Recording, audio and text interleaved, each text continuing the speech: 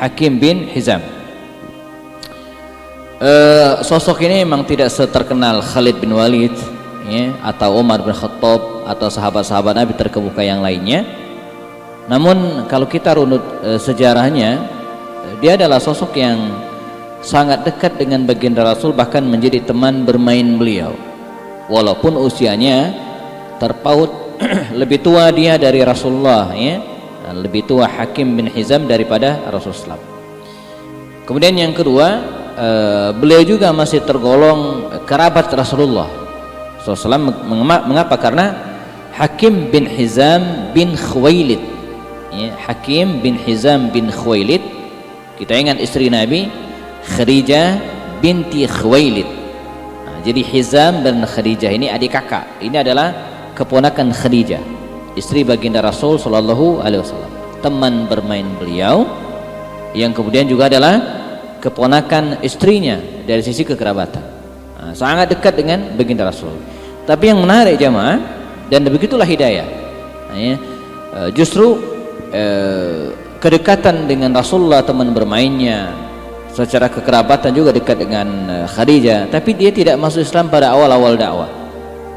Ya, maka di title kita itu ya, dia harus 20 tahun setelah Rasul menjadi Nabi ya, baru dia masuk Islam. 20 tahun menanti hidayah. Nah, ini menjelaskan kepada kita bahwa benarlah firman Allah Subhanahu wa taala mengatakan, innaka la tahdi man ahbabta walakin Allah yahdi man yasha.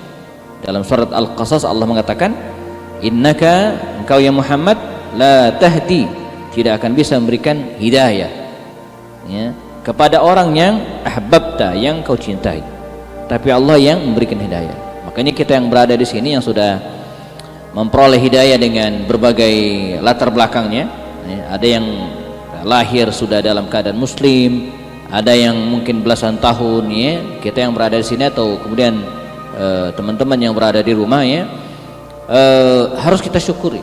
Maka di antara doa kita adalah Rabbana la tuzigh qulubana ba'da idh hadaitana, dan seterusnya ya. La tuzigh qulubana, jangan engkau gelincirkan ya, qulubana, hati kami, ba'da idh hadaitana, setelah engkau berikan hidayah. Karena hidayah itu adalah suatu hal yang sangat mahal. La ayyahdiyaka rajulan khairul laka min humurun ni'am, kata Rasul kepada Ali bin Abi Thalib. Andai engkau bisa mengkondisikan seseorang lalu kemudian dia mendapatkan hidayah ya, nah, artinya hidayah ini mahal ya, khairul laka min humurin ni'am, maka itu lebih baik bagimu min humurin ni'am, daripada unta merah, sebuah kiasan gambaran kendaraan yang paling wah pada zaman hari itu. Nah, ini menunjukkan hidayah itu mahal ya. Baik, kita mulai dari sini jamaah alhamdulillah ya. Lahir di dalam Ka'bah ya.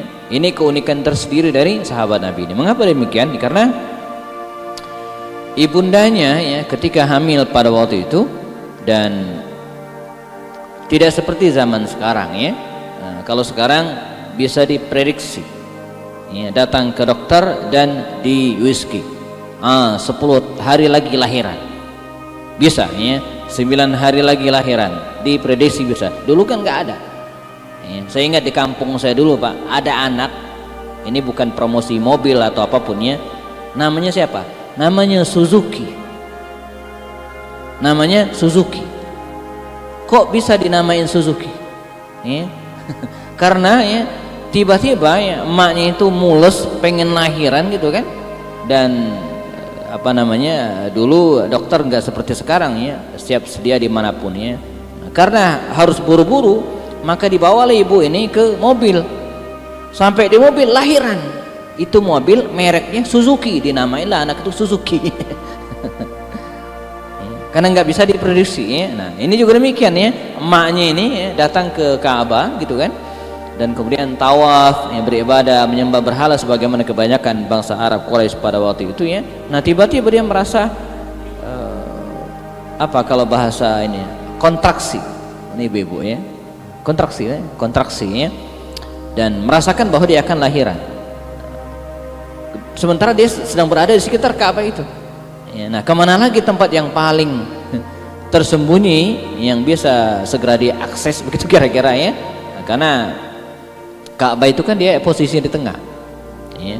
Nah, sampai sekarang bahkan dan rumah-rumah ya ada di sekitar itu dan jauh. Ya, barangkali bangunan yang paling dekat dengan Ka'bah pada itu adalah Darun Nadwa, ya, tempat orang-orang Quraisy kumpul-kumpul menentukan ya, masalah yang mereka hadapi. Ya.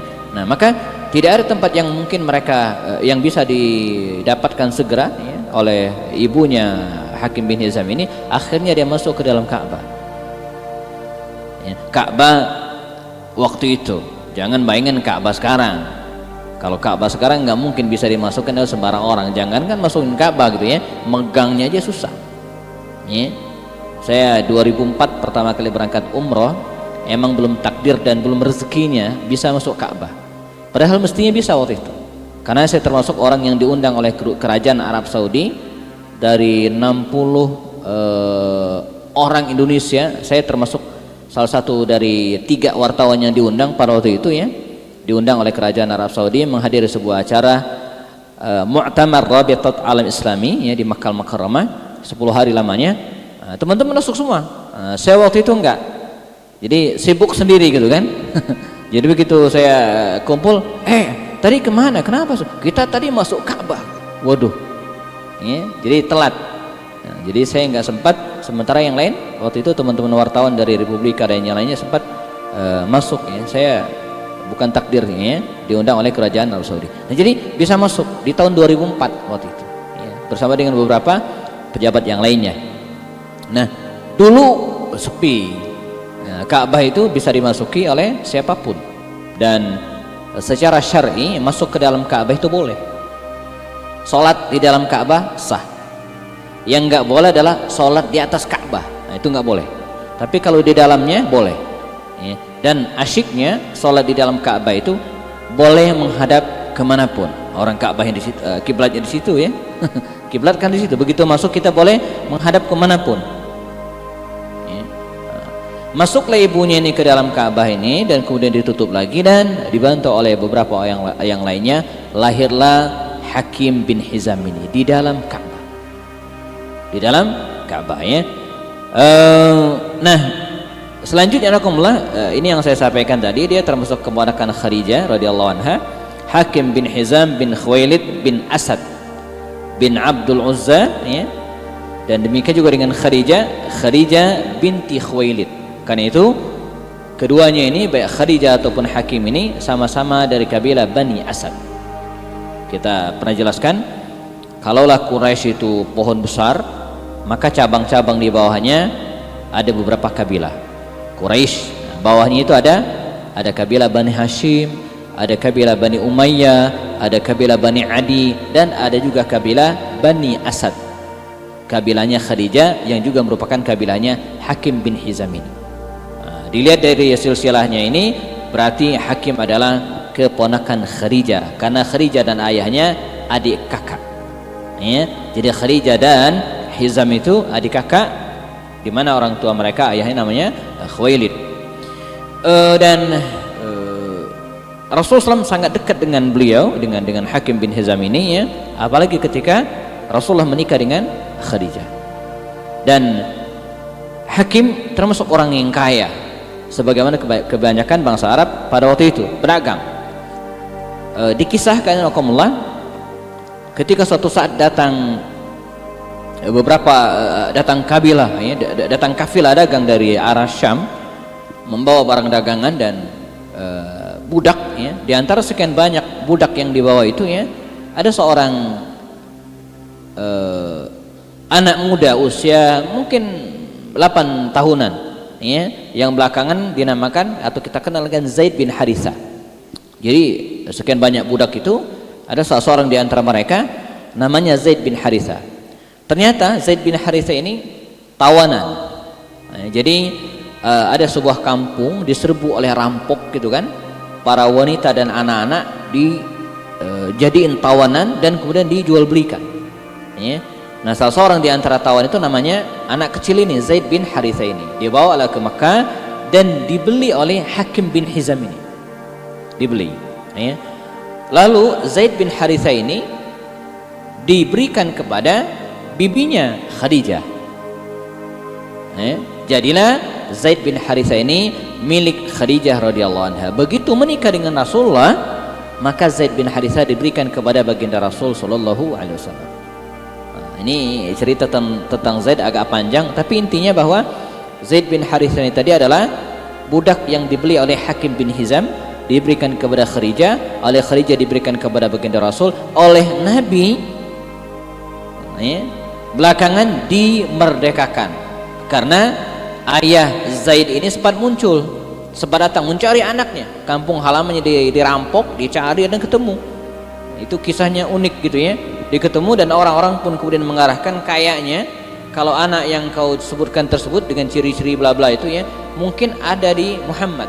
Maka ketemulah dengan Rasulullah. Ya Muhammad, katanya, saya mendapatkan kabar anak saya dengan ciri-ciri begini, usia yang begini ya berada di tanganmu atau menjadi budakmu. Kayaknya iya, kata Rasul, mungkin. Maka didatangkanlah Zaid. Ini, oh betul, ini anak saya, kata Haritha, ini anak saya. Nah kalau begitu bawalah, kata Rasulullah, bawalah. Berapa saya harus bayar? Enggak usah dibayar, kata Rasul, bawalah. Nah, yang menarik apa? Kata Zaid ini apa? Saya tidak mau ikut bapak saya. Saya memilih ikut engkau ya Rasulullah. Jadi begitu karakter Nabi. Artinya kalau Nabi itu bukan orang yang punya akhlak yang baik, tidak mungkin budaknya itu malah milih dia gitu kan, ketimbang ayahnya. Tapi kata Haritha ini, ayah Zaid ini, kata dia apa? Tidak ada masalah ya Muhammad, Zaid ikut anda, tapi saya pengen statusnya itu jangan budak. Sebab kalau budak nanti akan nikah, melahirkan budak pula. Saya pengen dia merdeka. Kalau begitu, kata Rasul, saya merdekakan. Zaid menjadi orang yang hur, merdeka. Ada terasa wajah Haritha ini menunjukkan kekurang puasan, dan Nabi faham. Maka Nabi mengangkat tangan Zaid bin Haritha ini dan kemudian diumumkan. Kata beliau, Zaid bin Haritha saya merdekakan dan sejak hari ini saya angkat menjadi anak saya. Kebetulan Nabi anak laki-lakinya meninggal semua. Maka dijadikanlah Zaid bin Haritha ini menjadi Zaid bin Muhammad. Belakangan turun Al-Quran yang mengatakan ud'uhum li'abaihim, panggillah anak angkat kalian itu dengan ayah kandung mereka sendiri. Maka bergantilah Zaid menjadi Zaid bin Haritha kembali. Belakangan Zaid bin Haritha ini menikah dengan Ummu Aiman dan melahirkan seorang anak terkenal namanya Usama bin Zaid. Terkenal sekali. Jadi mulanya merupakan budak yang dimerdekakan oleh Hakim bin Hizam. Dari keluarga terhormat dari kabilah Bani Asad, dan termasuk orang yang kaya, dari kabilah ternama, kalangan bangsawan gitu kira-kira, dan tidak seperti yang lainnya. Hakim bin Hizam ini terkenal dengan kecerdasannya, akhlak yang baik, sehingga Nabi itu pernah mengatakannya dari feelingnya begitu kira-kira, Hakim bin Hizam ini akan termasuk orang yang pertama-tama menerima dakwah Nabi. Sebagaimana juga Utsman bin Affan, Abdurrahman bin Auf, Abu Bakar Siddiq, ini orang-orang yang sejak awal dekat dengan baginda Rasul dan punya akhlak yang terpuji. Beda dengan Abu Lahab misalnya, Abu Jahal, atau kemudian tokoh-tokoh yang lain misalnya Khalid bin Walid itu bergaul bebas, preman kalau bahasa hari ini, di era jahiliyah, di era jahiliyah. Jadi memang sudah bisa ditebak dari awal. Tapi kalau Hakim bin Hizam ini enggak, dia orang baik, dekat dengan Nabi, punya akhlak yang terpuji dan seterusnya. Maka Nabi berharap sangat ini mesti menjadi orang yang pertama-tama masuk Islam. Tapi ternyata enggak. Ketika baginda Rasul SAW menjadi Nabi dan kemudian orang-orang pun pelan-pelan masuk Islam, secara sembunyi-sembunyi, Hakim bin Hizam tetap dalam agama nenek moyang. Kita akan lihat nanti mengapa dia terlambat meluk Islam. Nah ini yang saya sampaikan tadi, teman dekat baginda Rasul SAW, dan dia juga pernah diberikan kepercayaan untuk mengumpulkan harta dan membagikannya kepada orang-orang yang memerlukan. Jadi ini salah satu ciri juga dan karakter khusus bangsa Arab. Saya pernah ceritakan jemaah, Nabi Muhammad SAW itu dilahirkan dalam komunitas kabilah masyarakat yang dermawan.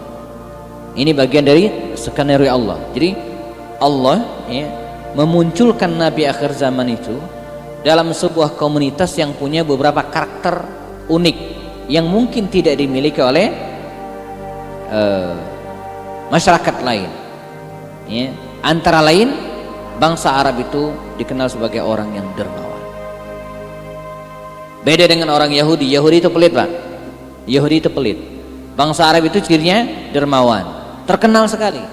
Bahkan di era jahiliyah, Abu Jahal itu dermawan walaupun kafir. Siapa lagi? Abu Lahab itu dermawan walaupun kafir. Istri-istri Nabi juga yang wanita-wanita Quraisy terkenal sebagai orang yang sangat dermawan. Ada istri Nabi yang namanya Zainab binti Khuzaimah, itu dijuluki dengan Ummul Masakin, emaknya orang-orang miskin, saking dermawannya.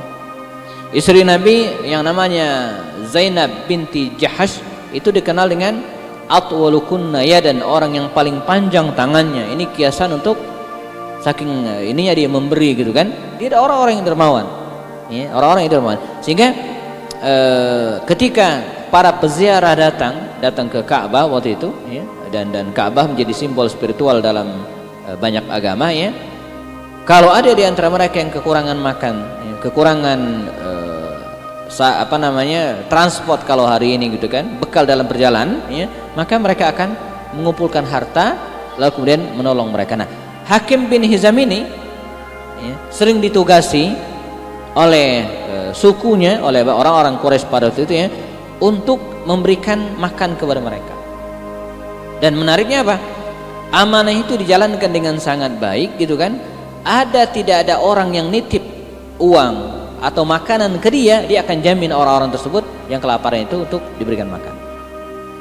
Jadi kasarnya gini nih, yang mau nyumbang silakan, yang mau nyumbang silakan, kumpulkan, titipkan ke saya. Nanti kalau ada yang membutuhkan, kekurangan gitu maka kita akan bagikan uang ini. Kalau nggak ada yang nyumbang, saya akan menanggung mereka.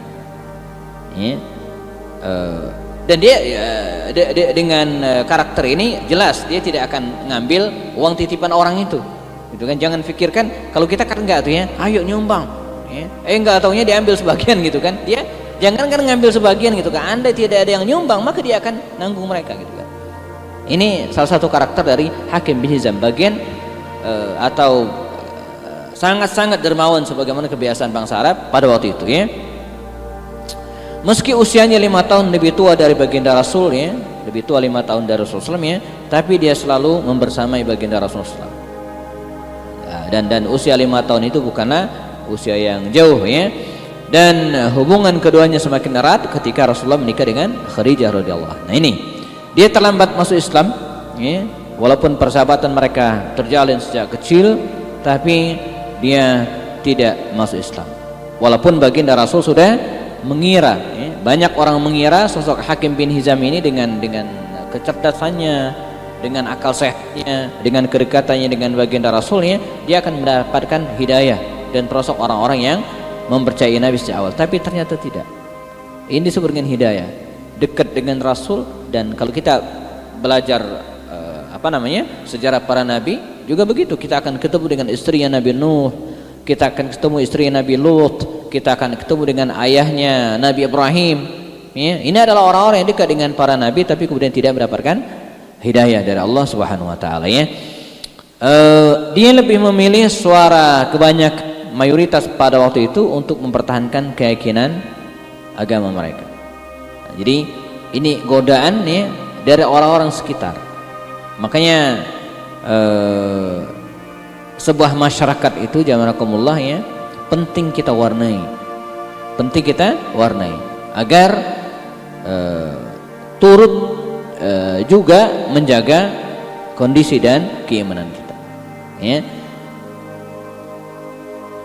Nah, ketika Nabi Muhammad SAW hijrah dari Mekah ke Madinah, dan beberapa peristiwa besar pun terjadi, dimulai dari perang Badar. Ketika terjadi perang Badar, dia ikut. Jadi perang Badar ini unik.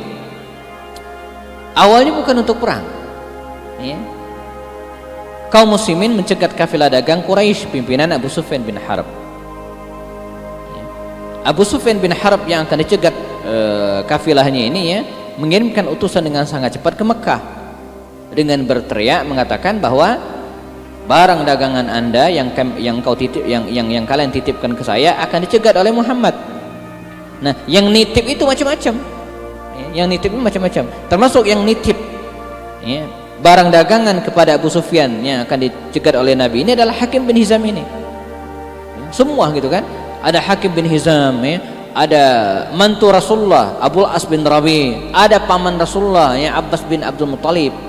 Maka mendengar hal itu, mereka yang barangnya dititipkan kepada Abu Sufyan yang akan dicegat oleh Nabi ini datang semua, berkumpul semua, diprovokasi oleh Abu Jahal, ya, sebanyak 1.100 orang. Mereka bergegas ke Madinah menyelamatkan harta mereka.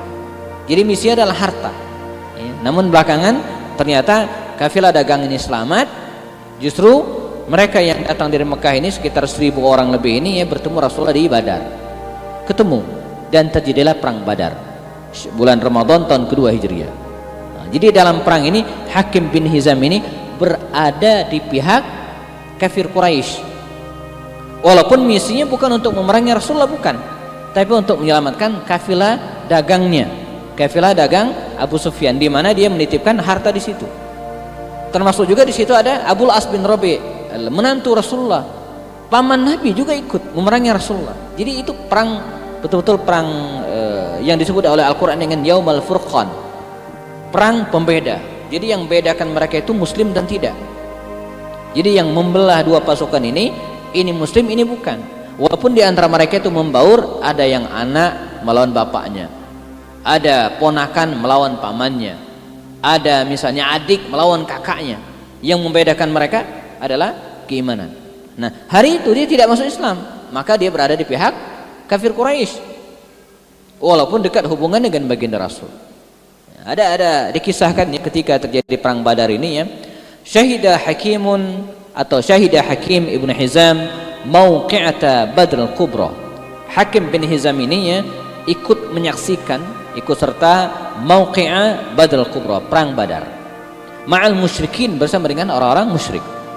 Fayaqul, ya, kemudian dia menceritakan, lamma kana yaumu Badrin amara Rasulullah SAW, ya, ketika terjadi perang Badar, amara Nabi Rasulullah memerintahkan, fa akhadha kuffan minal hasa, ya, dikisahkan dia lihat waktu itu Nabi mengambil, ya, kuffan, ya, atau kaffan minal hasa. Jadi ngambil pasir, ya, satu genggaman, satu kaf, ya, ambil, ya, lalu fastaqbalna bihi, ya,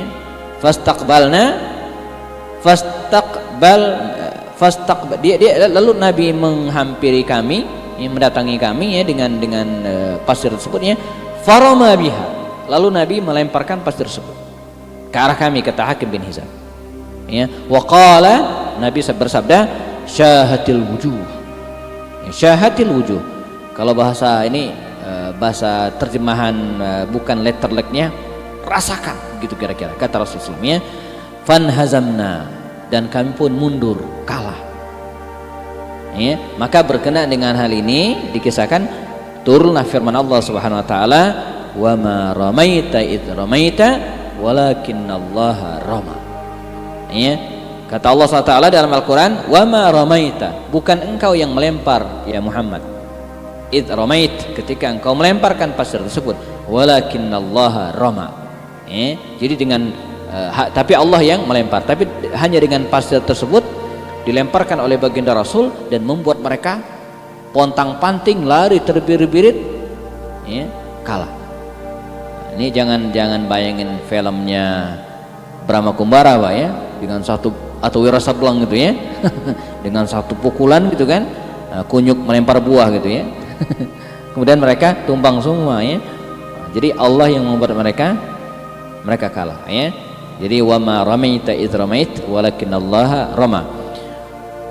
Ketika terjadi perang Uhud, dia juga ikut, ya. Perang Uhud ini adalah lanjutan dari perang Badar, di mana anak-anak muda Quraisy pada waktu itu menyimpan dendam kesumat yang luar biasa karena kekalahan ayah-ayah mereka, paman-paman mereka dalam perang Badar, ya, maka mereka mengumpulkan pasukan lagi berjumlah tidak kurang dari 3.000 tentara. Berangkatlah mereka dari Makkah menuju ke Madinah ingin menyerang kaum muslimin, dan ketemulah mereka di Uhud. Hakim bin Hizam juga ikut karena kafir waktu itu, ya, walaupun dalam hati mengatakan tidak pengen ikut, tapi semua orang ikut dan ikut-ikutan, ya, ikut-ikutan. Maka ikutlah dia menyerang Rasulullah SAW, dan dia pun terselamatkan. Karena pada perang ini relatif kaum kafir Quraisy itu menang. Saya pernah jelaskan, perang Uhud itu 3 babak. Babak pertama kaum muslimin menang, babak kedua kaum muslimin babak belur 70 kaum muslimin syahid, Hamzah bin Abdul Muttalib diantaranya, ya. Nah, babak ketiga kaum muslimin bisa menguasai medan peperangan lagi, dan kafir Quraisy pulang ke Madinah dengan puas, ya, karena mereka menganggap sudah melampiaskan dendamnya pada perang Badar. Nah, di antara mereka yang ikut adalah Hakim bin Hizam. Namun setelah itu dia mikir, ada perang batin dalam dirinya, gitu kan. Di satu sisi dia berpihak kepada kaum muslimin, tapi di sisi lain dia belum masuk Islam dan berpihak pada kafir Quraisy. Maka dia mengatakan, sejak saat itu setelah perang Uhud itu dia tidak mau lagi, ya, terlibat bersama dengan kafir Quraisy melawan Rasulullah. Walaupun setelah itu banyak peristiwa terjadi, ada perang Khandaq, ada Hudaybiyah, ada Suria, dia tidak pernah terlibat lagi. Dia mundur, berbisnis, dan tidak ada urusan dengan Rasulullah SAW dan kafir Quraisy pada waktu itu, ya. Sampai akhirnya ketika tahun ke-8 Hijriah, ya, terjadilah Fathu Makkah.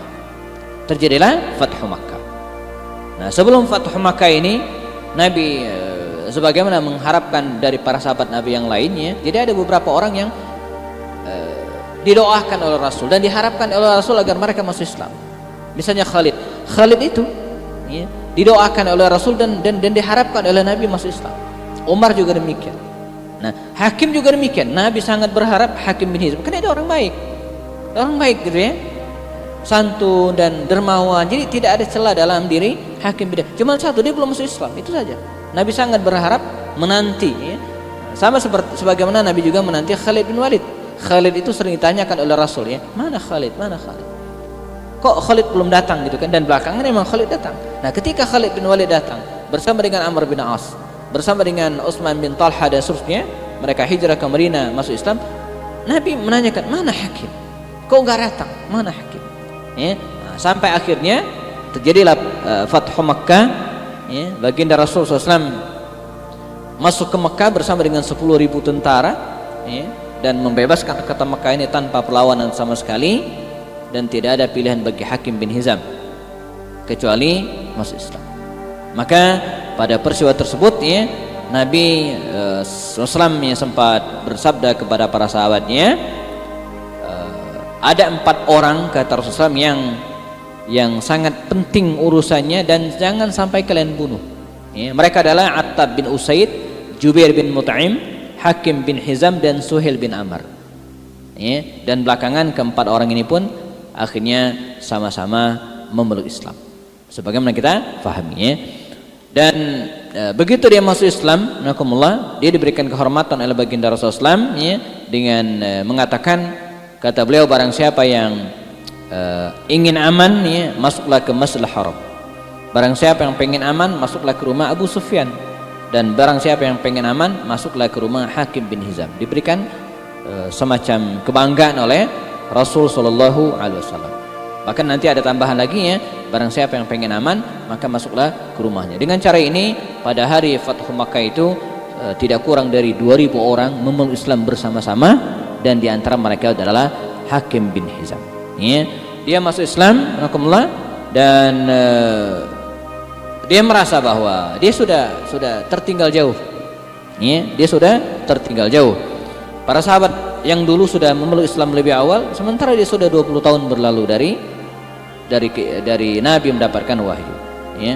Karenanya dengan segala penyesalan yang luar biasa, ya, dia berusaha untuk mengejar ketertinggalan itu. Nah, ini juga pelajaran bagi kita, yang belakangan baru hijrah dalam tanda kutip, ya, baru sadar tentang pentingnya sholat berjamaah, ya, pentingnya mengamalkan Islam, ya, padahal beberapa tahun-tahun sebelumnya kita tidak peduli dengan hal tersebut, ini disebut dengan ketinggalan. Nah, dia juga merasa demikian. Karena itu dia mengungkapkan sebuah kalimat sebagai menarikkan oleh Imam Muslim, fa wallahi, demi Allah, la ada'u syai'an sana'tuhu fil jahiliyati illa fa'altu fi islami mithlah. Ya, demi Allah, saya tidak akan membiarkan suatu amalan sana'tuhu fil jahiliyah yang pernah saya lakukan di era jahiliyah illa fa'altu fil islami mithlah, kecuali juga saya akan lakukan dalam Islam seperti itu juga. Karena itu dia pernah memerdekakan 100 orang budak. Karena dulu di era jahiliyah dia juga pernah memerdekakan 100 orang budak. Dia pernah berkurban menyembelih 100 ekor unta, sebab di masa jahiliyah juga pernah melakukan hal tersebut. Ya, ini sama seperti Umar bin Khattab yang juga pernah mukulin orang gitu kan, nyiksa orang. Ketika dia masuk Islam, maka semua orang yang dia pukul, semua orang yang dia hina tadi didatangin semua. Ya, tidak ada satu tempat di mana di masa jahiliyah dulu saya melakukan perbuatan dosa, kecuali di situ saya akan datang dan saya akan melakukan amal soleh. Ya, nah, jadi dan itulah makna taubat yang sebenarnya. Ya, jadi maksud dengan taubatan nasuha itu dengan cara apa? Mengganti amalan-amalan jahiliyah dulu dengan amal-amalan soleh. Itu makna taubat yang sebenarnya. Karena itu saya memberikan ada ilustrasi contoh ya. Ini yang tadi ya, menginfakkan hartanya. Kita lanjut sedikit ya. Dikisahkan ya, ini mirip kisahnya suatu saat ya. Ini kisah diriwayatkan oleh Imam Bukhari dan Muslim. Ada seorang sahabat Nabi ya, salah seorang sahabat Rasulullah SAW, tidak disebutkan namanya, dan dalam banyak riwayat emang demikian, tidak penting nama gitu kan. Salah seorang sahabat Nabi suatu saat dia datang ke sebuah kebun di Madinah Al-Munawwarah. Lalu di kebun tersebut ya, dia melihat seorang wanita cantik menurutnya. Maka didatangilah wanita ini dan tidak ada yang melihat kecuali dia. Maka dikisahkan, semua saya lakukan kecuali zina. Ya, mohon maaf, mungkin perempuan itu dipeluk, dicium terusnya gitu kan. Lalu kemudian dia sadar, ini sahabat Nabi Pak, ini sahabat Rasulullah. Ini menggambarkan kepada kita bahwa manusia itu sangat mungkin melakukan kesalahan dan kekeliruan sampai pada titik yang luar biasa. Ya. Jadi sampai-sampai sahabat Nabi itu yang merasakan melakukan hampir semua hal kecuali zina terhadap perempuan itu. Di situ dia menyesal luar biasa gitu kan, menyesal sangat.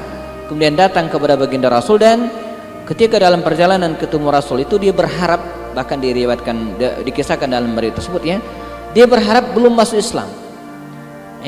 Lalu masuk Islam, karena orang yang baru masuk Islam diampunkan segala dosanya. Maka dia datang kepada baginda Rasul dan mengabarkan, ya Rasulullah, saya begini, kata dia, dan diceritakan semua yang dilakukan ya. Maka Nabi diam ya. Nabi juga bingung apa yang harus diperbuat ya. Dan ini kita jelang Isya ya. Maka Allah Subhanahu wa taala menurunkan firman-Nya dalam surat Hud ayat 114. Wa aqimus salata tarafan nahar wa zulafa minal laili innal hasanat yudhibnas sayyiat. Ya. Dirikanlah salat pada kedua tepi siang, pagi dan petang, dan pada bagian permulaan daripada malam hari. Innal hasanat, sungguhnya kebaikan, yudhibnas sayyiat, ya, itu akan menghapus kesalahan. Itulah yang dilakukan oleh sahabat Nabi ini, dan tidak ada sanksi dari Nabi yang bentuk sanksi yang lainnya. Ya. Dia diperintahkan untuk memperbanyak salat karena kebaikan itu akan menghapus keburukan. Maka kaidah ini yang dipahami oleh Hakim bin Hizam ini rahimallahu, sehingga ya, dia menembus semua kesalahannya dulu dengan melakukan kebaikan-kebaikan. Nah, hari ini kita juga demikian. Silakan evaluasi masing-masing kita ya.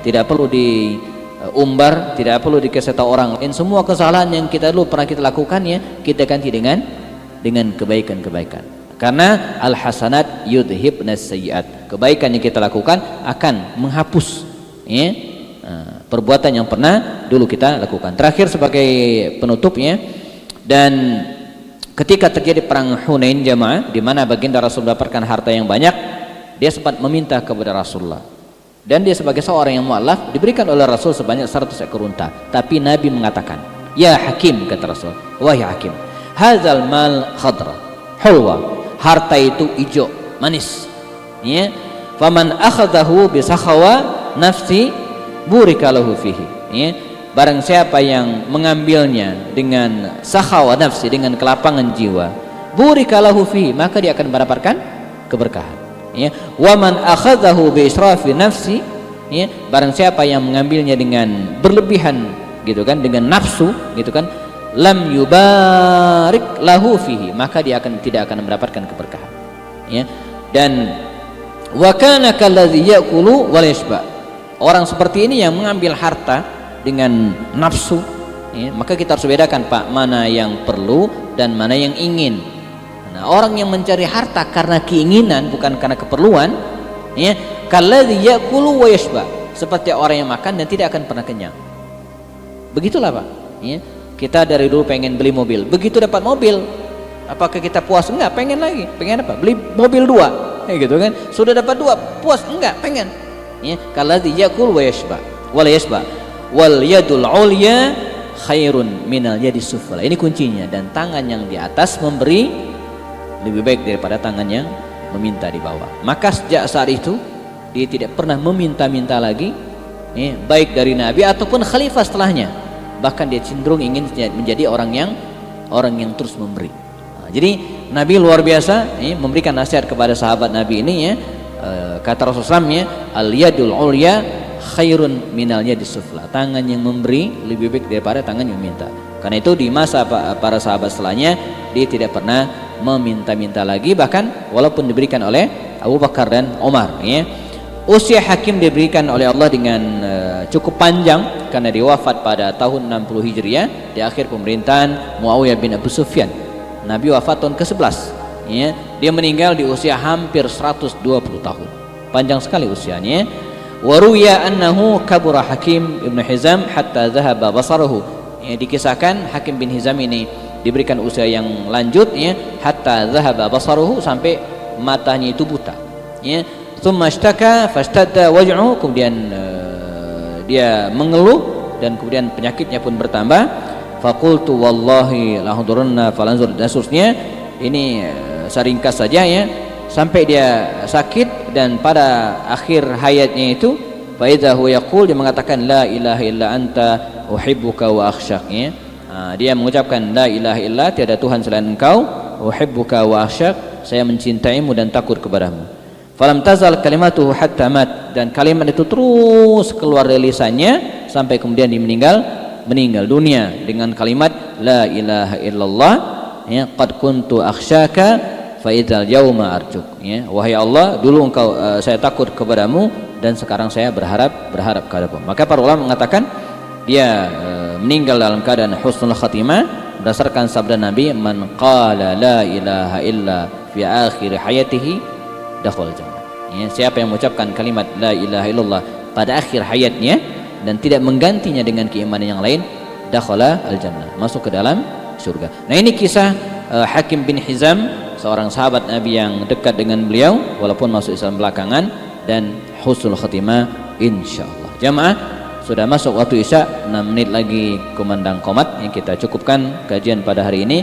Kita ketemu lagi pada pertemuan berikutnya dengan sahabat Nabi yang berbeda insyaallah. Bagi yang belum berwudu atau sudah batal, silakan berwudu lagi. Cukupkan dengan kafarat majlis. Subhanakallahumma bihamdika asyhadu an la ilaha illa anta astaghfiruka wa atubu ilaik. Assalamualaikum warahmatullahi taala wabarakatuh.